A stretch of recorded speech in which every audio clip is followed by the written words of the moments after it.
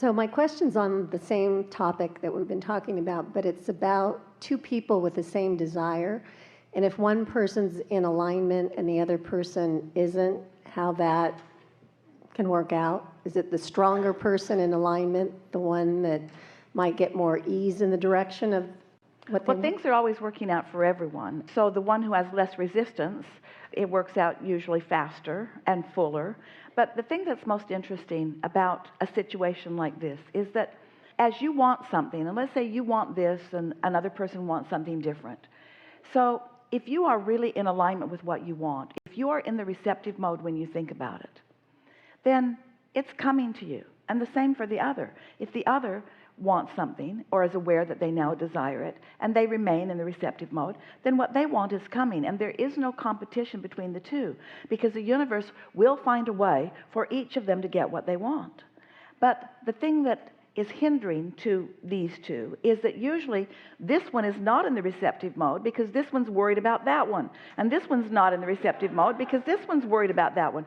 So now this is the conversation we've really got. Abraham, if there are two people not in the receptive mode because they are worried about what the other one wants, then what happens? And we say nobody gets what they want, and they blame each other. But if you have the desire to have, for instance, we have another question for you. Do you believe that you need this one's approval or support in order to get what you want?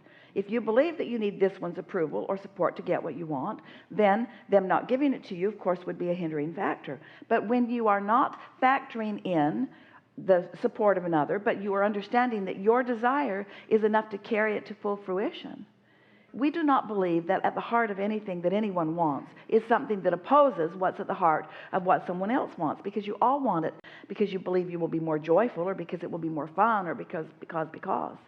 Yeah, I guess specifically, if two people want to go after this one business and one's in alignment and trying to do ease, and the other one's, well, it takes hard work and, this is the way I'm going to do it. Is the one in alignment going to kind of trump that person as far as the direction and the speed that it goes? Well, you could ignore the one who is in alignment. Alignment trumps everything. So when you're in alignment, another one cannot oppose you enough to slow you down unless you're giving them your attention and pushing against them. And that's the hard thing. That's why you usually want people to agree with you who are up close to you, because when they don't agree and you focus upon their disagreement, then you're not in the receptive mode anymore. So the question is, how can I stay in the receptive mode when I'm up close to someone who disagrees with something that I'm doing? And we say you have to care more about the receptive mode than about their agreement. So what I try to do, and it seems to work, is when my husband says, goes to that place, I just kind of nicely say, everything's already okay. It's my way of kind of changing the thought process he's in to go where I want to stay in alignment. Well, the thing that we most want to say is that you are the creator of your own reality. And yes, there are those around you who will come in to cooperation with you. And so this is also a conversation about how can I get someone who's uncooperative to become cooperative? And we say, well, it certainly isn't to focus on their lack of cooperation, because that just gets them to stand stronger. And so it really is about, Jerry wrote a paper many, many years ago, and the title of it was, long title, Keep Your Ideas to Yourself Until They Are Fully Developed. And so it's about getting momentum going, because we are certain that no one would oppose something that felt like a good idea to them.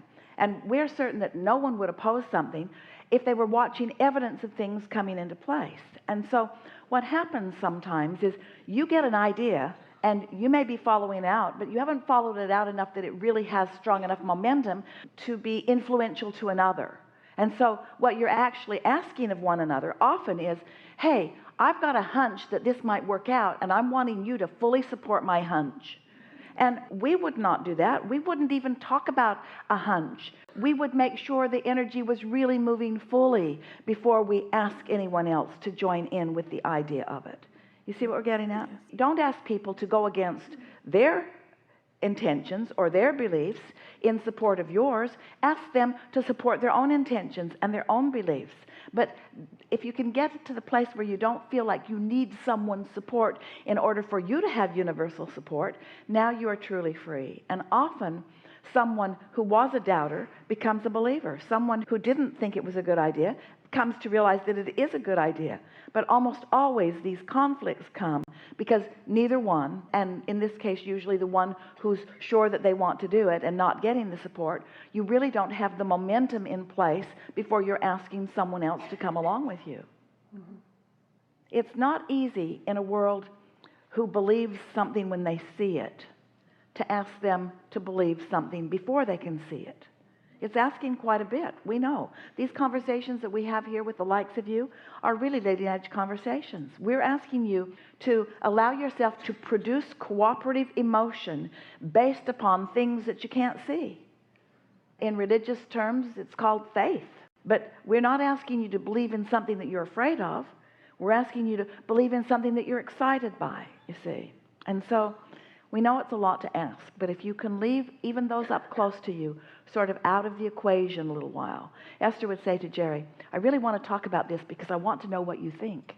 And Jerry would say, I don't think you want to know what I think. I think you want me to agree with what you think. And Esther would say, busted. Because for some reason it was easier for her to think it if he'd think it too. They'd be on an airplane. She had no interest at all in reading anything until he was reading something. Then she's trying to read over his shoulder. He's saying, I can get you your own. She would say, no, I'm not interested until you are. If somebody else can get the energy moving on something, then it does draw your attention to it. And so keep the ideas to yourself until they've gained enough momentum that nothing can slow it down. And then you don't feel resentful of somebody who doesn't join you. You just have mild amusement at their inability to see what you can so clearly see. Yes? Yes. Very good. Thank you. Enough? Yes. When you think about how thoughts are turning to things and you're in the receptive mode, and you can tell by the things that have turned out what thoughts were there before they turned to things. So can't you kind of feel how, as you're thinking these thoughts, as you're finding this receptive mode, and it's turning out this way, and then you find this receptive mode, and it turns out this way, don't you like knowing that you can, even after the fact, realize where you were before it turned out? And don't you think that will help you in what's coming next? So as you're thinking about these thoughts turning to things, what we want to say to you, and we love you so much, you know what's coming next, we're going to make a very blunt statement. Almost everything that almost everyone talks about are these things that have turned out here from this sort of receptive mode. And after a conversation like the one we just had, don't you sort of want to stop talking about that stuff and start feeling this so that you can talk about this stuff? Doesn't it feel like there's just a whole lot of conversation about a whole lot of things that just aren't going to go anywhere except where they are? Don't you want to just kind of stop talking about immigration? Or that handful of things that people just want to talk about all the time that just stay there, just different places, different faces, but nothing ever changes, nothing's changing because there's nothing changing. Don't you want to just stop the conversation about that, find the receptive mode, and then have new conversations? Yeah. I wanted to know how much of, in maybe any given scenario with another person, how much of what I'm thinking or what I'm expecting is affecting literally what I'm thinking it's affecting, or the scenario that I'm involved in with somebody else. And be more clear about that. Give us more about what you mean. So there's a plan and two people are supposed to meet up and do something, but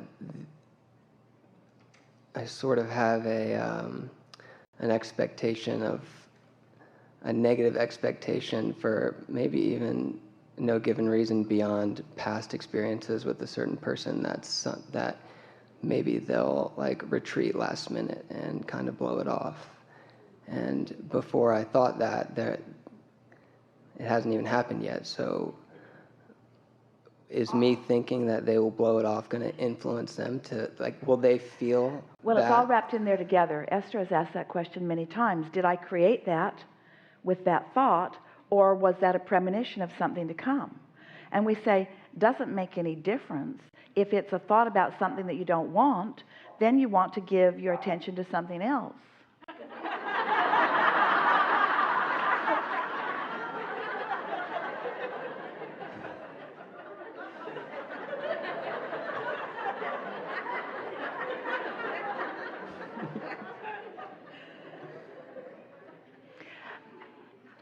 And because you have so much more opportunity to experience it, in other words, you could do something about shifting your expectation. This is the conversation we just had, isn't it? So do you believe that you have the ability to expect other than what has been shown to you? Yes. That's really an important answer to a very important question, because otherwise nothing could ever change. If what is has to dominate the thought process, so only more of what is can be created, then nothing can ever improve. So it's an important answer that, yes, I can think beyond. I can create a new friend, just like my friend can create a new mother, or I can create a new relationship with anything. You just have to decide that you want to play this vibrational game where you are enlisting the energy that creates worlds to assist you. I was also curious about, so maybe the same person that I'm kind of thinking of while I'm asking this question is constantly having experiences where, for instance, yesterday I was eating at a specific place for breakfast, and she's supposed to come and visit me today or tomorrow, and I leave the place, I just got breakfast, and she texts me and says, have you ever eaten at this place in Santa Cruz? Like, we should go there. And yeah, I was just there. And it's things like that are constantly happening. And Well, sometimes I'll be heavily thinking about her, or maybe even journaling about her. Then I hear from her immediately. Well, that's what receptive mode is.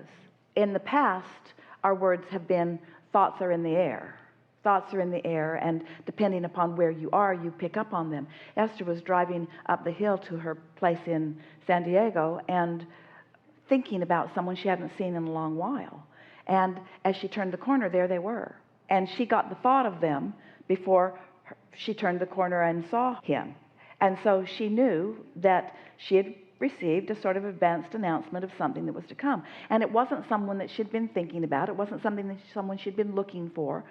He was just there, and he was projecting the vibration that is him. And Esther, in her receptive mode, received the vibration that is him and thought about him. And when she saw him, she said, I was just thinking about you. Now, how often do you say that? I was just thinking about you. I was just thinking about you. And then there's the text, or there's the call, or there's the contact in some way. So it's like you see the flock of birds in the sky, and they are flying in a synchronized rhythm, not banging into each other, and there isn't someone barking orders from the head of the bird herd. And what's happening is they are of one mind. They are of one mind, and that one mind is guiding them or projecting to them, and they are following. And so in that way, this is this receptive mode that we are wanting to help all of you to become aware of. There is a receptive mode, and there is a broadcast that receptive mode gives you the opportunity to hear. And it is on subjects of great importance to you. It's on subjects of what you might call minor importance. It's on subjects that are very broad and subjects that are very narrow. It is on subjects that are activated within you for any reason. And the thing that we want to emphasize, and it's part of the conversation that we wanted to have with our friend earlier, as we were so excited about this new place that we were all going together, this vortex that we are talking about is full of information, of things that really matter to you that you may or may not even be aware of in their current state. In other words, you knew the thought when it was flour, and you knew the thought when it was eggs, and you knew the thought when it was milk, and you knew the thought when it was cocoa, but you didn't know the thought necessarily when it was cake batter. You see what we're getting at? You put the ingredients in there incrementally, but your vortex is evolving. It's becoming more mature and more inclusive of more things that matter to you. So the receptive mode makes you receptive to your own desires. This is the thing that we were so excited about letting you know. Because the common thought is, I'm going to get a desire and then I'm going to learn from Abraham or others how to get my desire to become a reality. And we say, that is a component of this. Yes, of course it is. But something far more exciting is for you to discover the desires that you have been in the process of creating even before you came into this physical body.